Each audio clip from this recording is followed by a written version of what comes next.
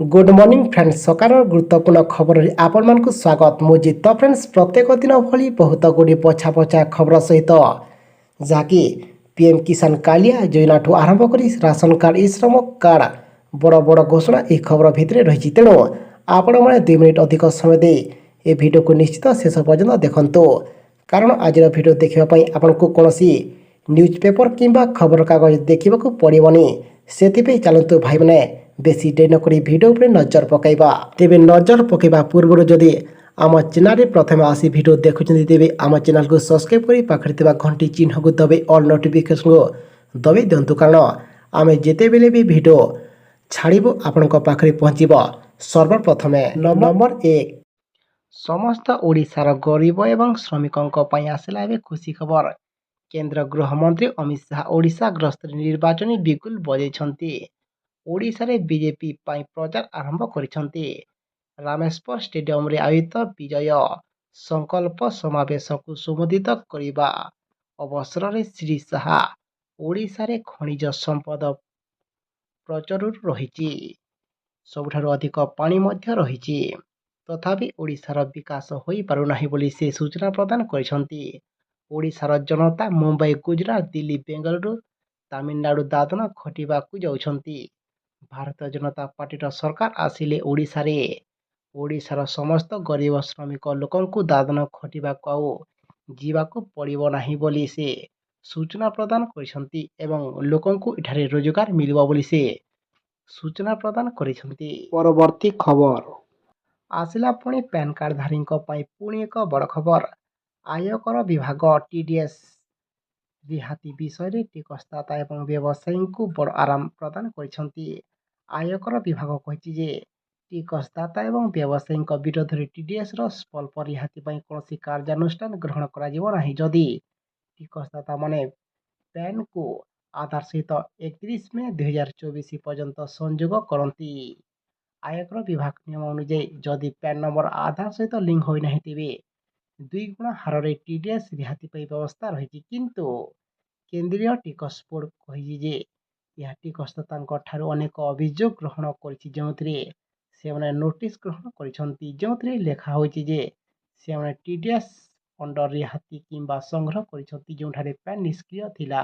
परवर्ती खबर आसंता एही तारीख रे बाहर +2 रेजल्ट 2024 युक्त 2 मूल्यांकन प्रक्रिया शेष होइछि ऑनलाइन मूल्यांकन गत 2 दिन हेब शेष होइतिबा बेले ऑफलाइन मूल्यांकन रे 2टी स्ट्रीम रो उत्तर खाता गतकाली संध्या रे सरीछि एवं आज प्रथम पर्याय मूल्यांकन प्रक्रिया शेष होइजिबो एवं आज ठारू फल प्रकाश प्रक्रिया मध्य आरंभ हेबो जाकि राज्य बाहर एक फार्म रे फल प्रकाश पाई व्यवस्था होइतिबारो युक्त 2 परिषदर परीक्षा नियंत्रक संयुक्त संपृक्त फार्मा को चलित सप्ताह जीवे से फार्मा रे परीक्षार्थी मार्कशीट सर्टिफिकेट माइग्रेशन आदि समस्त सर्टिफिकेट प्रिंटेड करा जीवो एवं सुरक्षित एवं सठिक कार्य करने को युक्त 2 परिषद पक्षर संपृक्त कंपानी को निर्देश देथिबा बोले +2 परिषदर 2 ରୁ 3 जन वरिष्ठ अधिकारी प्रिंट कार्य शेष न हेबा पर्यंत सेठारे रहिबे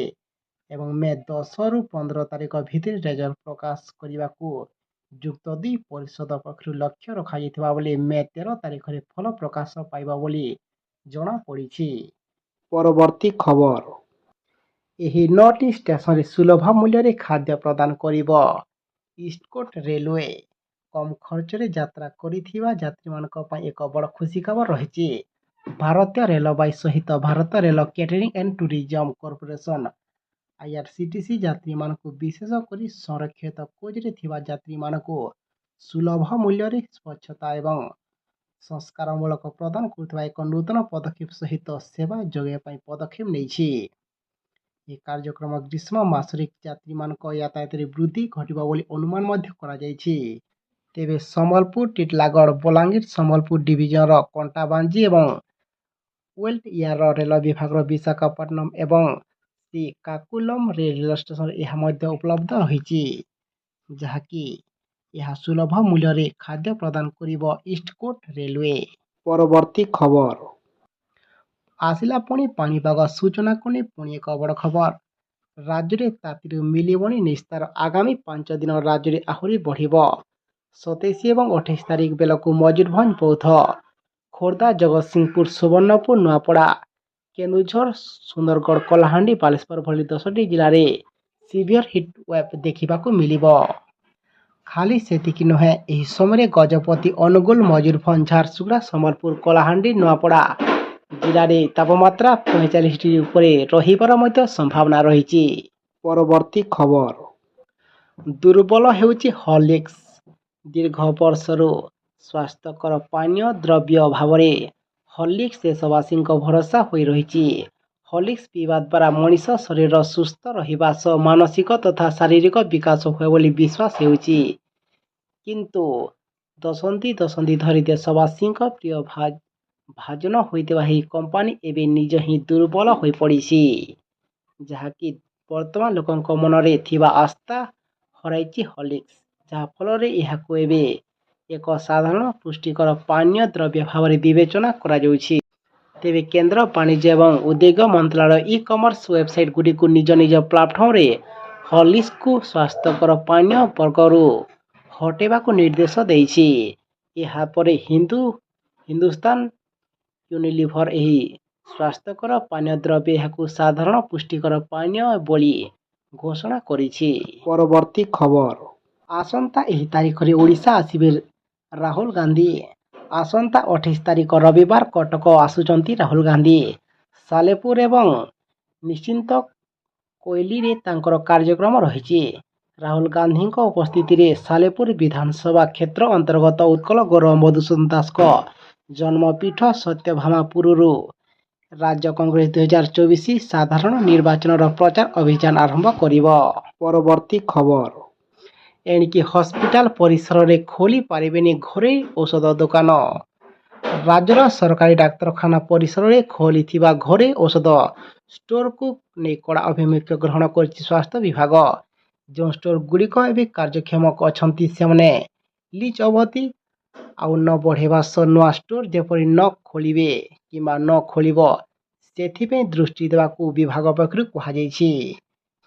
ରାଜ୍ୟ ସ୍ୱାସ୍ଥ୍ୟ ସଚିବ ଶାଲିନୀ ପଣ୍ଡିତ ଏ ସଂକ୍ରାନ୍ତରେ ସବୁ ସିଡିଏମ୍ଓମାନଙ୍କୁ ପତ୍ର ଲେଖିଛନ୍ତି। ବିଭାଗ ପକ୍ଷରୁ କୁହାଯାଇଛି ଯେ ରାଜ୍ୟ ସରକାର ସବୁ ସରକାରୀ ଡାକ୍ତରଖାନାରେ ଔଷଧ ବିତରଣ କେନ୍ଦ୍ର ଡିଡିସି ଜରିଆରେ 24 ଘଣ୍ଟିଆ ଔଷଧ ଯୋଗାଇବା ପାଇଁ ଲକ୍ଷ୍ୟ ରଖିଛନ୍ତି। ପରବର୍ତ୍ତୀ ଖବର। ଏଣିକି ପ୍ରତି ମାସ ସରକାର ଦେବେ 18,000 ଟଙ୍କା। ସାଧାରଣ ଜନତାଙ୍କ ପାଇଁ ଭିନ୍ନ ଭିନ୍ନ ଯୋଜନା ଜାରି ରଖିଛନ୍ତି କେନ୍ଦ୍ର ସରକାର। ଏହାକୁ ନେଇ ସୋସିଆଲ ମିଡିଆର ବିଭିନ୍ନ ପ୍ଲାଟଫର୍ମରେ ଅନେକ ଖବର ପ୍ରସାରିତ ହେଉଛି।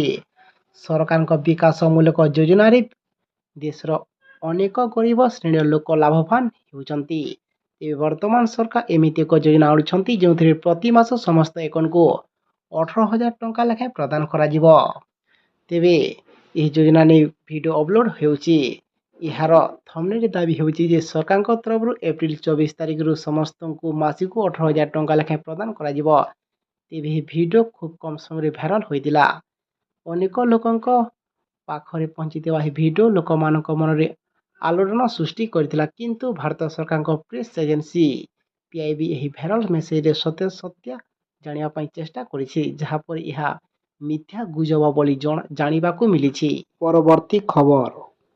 ପ୍ରତି ମାସରେ 1,500 ଟଙ୍କା ଦେଉଛନ୍ତି ସରକାର। କେନ୍ଦ୍ର ସରକାରଙ୍କ ପାଖରୁ ଅନେକ ଗୁଡ଼ିଏ ଜନମଙ୍ଗଳକାରୀ ଯୋଜନା କାର୍ଯ୍ୟକାରୀ ହେଉଛି। କିଛି ନୂତନ ଯୋଜନା ଆରମ୍ଭ ମଧ୍ୟ କରାଯାଉଛି। ଯୋଜନା କାର୍ଯ୍ୟକାରୀ ହେବା ସହିତ ସମୟକ୍ରମେ ସେଗୁଡ଼ିକର ସଂଶୋଧନ ମଧ୍ୟ ହୋଇଥାଏ। ଏହି ଯୋଜନାଗୁଡ଼ିକ ମଧ୍ୟରୁ ଅନେକ ସେହି ଭାରତୀୟଙ୍କ ପାଇଁ ଯେଉଁମାନେ ଆର୍ଥିକ ଦୃଷ୍ଟିରୁ ଦୁର୍ବଳ କିମ୍ବା ଗରିବ ଶ୍ରେଣୀର। ତେବେ ଗରିବ ଶ୍ରମିକ ପରିବାର ପାଇଁ କେନ୍ଦ୍ର ଏବଂ ରାଜ୍ୟ ସରକାରଙ୍କ ଦ୍ୱାରା ପରିଚାଳିତ ଯୋଜନାଗୁଡ଼ିକ ଭିତରୁ ଇ-ଶ୍ରମ ଯୋଜନା ହେଉଛି ଅନ୍ୟତମ ଏବଂ ଏହି ଯୋଜନା ମାଧ୍ୟମରେ ଆଗକୁ ପୁଣି ନିର୍ବାଚନକୁ ଦୃଷ୍ଟିରେ ରଖି କେନ୍ଦ୍ର ସରକାର ଏଥିରେ ପ୍ରଥମ କିସ୍ତି ହିସାବରେ 1,500 ଟଙ୍କା ଦେବା ପାଇଁ ଏବେ ବିଚାର କରୁଛନ୍ତି। ସେଥିପାଇଁ ଆମେ ଆପଣଙ୍କୁ ରିକ୍ୱେଷ୍ଟ କରୁଛୁ କି ଆପଣମାନେ ଆମ ସହ ସଦା ସର୍ବଦା ଯୋଡ଼ି ହୋଇ ରହିଥାନ୍ତୁ, କାହିଁକିନା ଯେଉଁଦିନ ସରକାର ଟଙ୍କା ଦେବାଟା ଘୋଷଣା କରିବେ ଆମେ ଆପଣଙ୍କୁ ଆଉ ଗୋଟେ ଭିଡ଼ିଓ ମାଧ୍ୟମରେ ଆମ ଚ୍ୟାନେଲ ମାଧ୍ୟମରେ ଆମେ ଆପଣଙ୍କୁ ଜଣାଇଦେବୁ। ତାକୁ ଦେଖି ଆପଣମାନେ କନଫର୍ମ ହୋଇଯିବେ। ପରବର୍ତ୍ତୀ ଖବର। ପିଏମ୍ କିଷାନ ଯୋଜନା ହିତାଧିକାରୀଙ୍କ ପାଇଁ ଆସିଲା ବଡ଼ ଉପହାର। ପିଏମ୍ କିଷାନ ଯୋଜନାରେ ଅନ୍ତର୍ଭୁକ୍ତ ପ୍ରାୟ 2 କୋଟି କୃଷକଙ୍କ ପାଇଁ କେନ୍ଦ୍ର ସରକାର ଏକ ନୂଆ ଯୋଜନା ଆଣିବାକୁ ଯାଉଛନ୍ତି। କୃଷି ଏବଂ କୃଷକ କଲ୍ୟାଣ ମନ୍ତ୍ରାଳୟ ପକ୍ଷରୁ ଏଥିପାଇଁ କାର୍ଯ୍ୟକ୍ରମ ଆରମ୍ଭ କରିସାରିଛନ୍ତି। ଏହାଦ୍ୱାରା କୃଷକମାନଙ୍କୁ ଆର୍ଥିକ ଫାଇଦା ମିଳିପାରିବ। ଏହା ସହିତ ଆବଶ୍ୟକ ହେଲେ କୃଷକଙ୍କୁ ସାହୁକାରଙ୍କ ପାଖକୁ ଋଣ ନେବାର ମଧ୍ୟ ଆବଶ୍ୟକ ପଡ଼ିବ ନାହିଁ ଏବଂ ଯଥାଶୀଘ୍ର ଘରେ ବସି ଏହି ଯୋଜନା ମଧ୍ୟ ଉଠାଇ ପାରିବେ ହିତାଧିକାରୀ। ଏବଂ ଏହି ଯୋଜନା ମାଧ୍ୟମରେ କିଷାନ କ୍ରେଡିଟ୍ କାର୍ଡ଼ ମଧ୍ୟ ସମସ୍ତଙ୍କୁ ମିଳିବାକୁ ଯାଉଛି ଏବଂ ଏଥିରେ 10,000 ଟଙ୍କାରୁ 3 ଲକ୍ଷ ଟଙ୍କା ପର୍ଯ୍ୟନ୍ତ ପୁଣି ସମସ୍ତଙ୍କୁ ଋଣ ମିଳିବାକୁ ଯାଉଛି। ତା ସହିତ ଏଥିରେ 17ତମ କିସ୍ତି ମଧ୍ୟ ଯଥାଶୀଘ୍ର ରିଲିଜ୍ କରି ଦିଆଯିବ ବୋଲି ବିଶେଷ ସୂତ୍ରରୁ ଜଣାପଡ଼ିଛି, କିନ୍ତୁ ଏପର୍ଯ୍ୟନ୍ତ କୌଣସି ଅଫିସିଆଲ ଆଲାଉନ୍ସ ହୋଇନାହିଁ।